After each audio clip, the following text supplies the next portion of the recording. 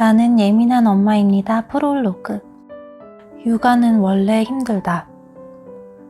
엄마라고 불리는 우리 대부분은 아이를 잊고 자신의 삶에 몰두할 수 있을 만큼 매몰차지도 자신을 잃고 아이에게만 몰두할 수 있을 만큼 희생적이지도 못하다. 사실은 때로는 미치게 우울하고 때로는 격하게 행복하며 내가 미쳐가나 싶을 만큼 너를 뛰는 감정을 다독이며 살아간다.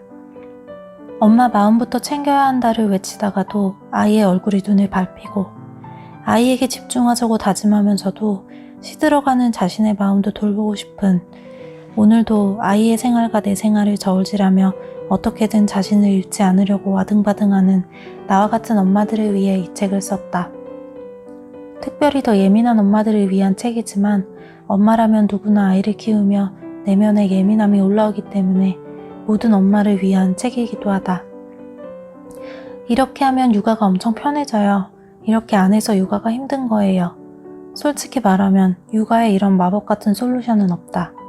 육아는 기본적으로 나의 욕구보다 아이의 욕구를 우선하는 일이기 때문에 힘든 것이 당연하다.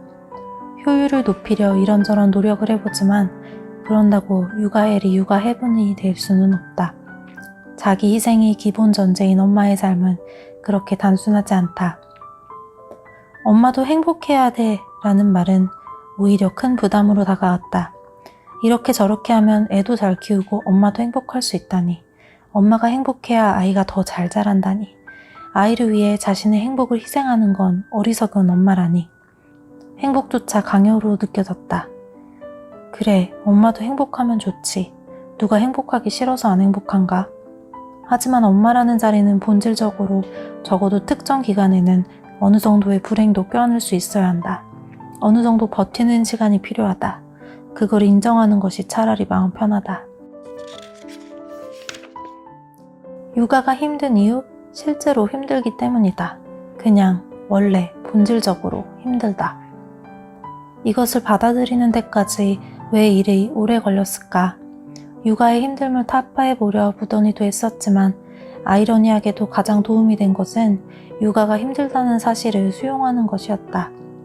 그 사실을 온전히 받아들이고 나서야 비로소 나아갈 방향이 보였고 다시 내 인생의 주인이 될 수 있었다.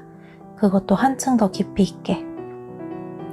신이시여, 제가 바꿀 수 없는 것은 받아들일 수 있는 평온함을 주시고 제가 바꿀 수 있는 일을 위해서는 도전하는 용기를 주시며 그리고 이들을 구분할 수 있는 지혜를 주소서. 성 프란치스코의 기도문 중에서 모든 엄마와 공유하고픈 기도문이다.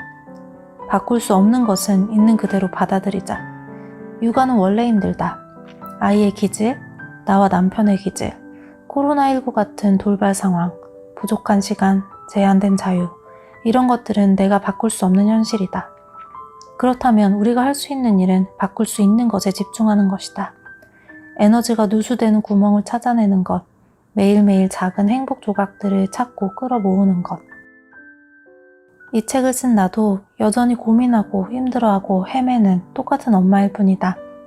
그러나 긴 터널을 지나면서 얻은 깨달음을 공유하고 싶었다.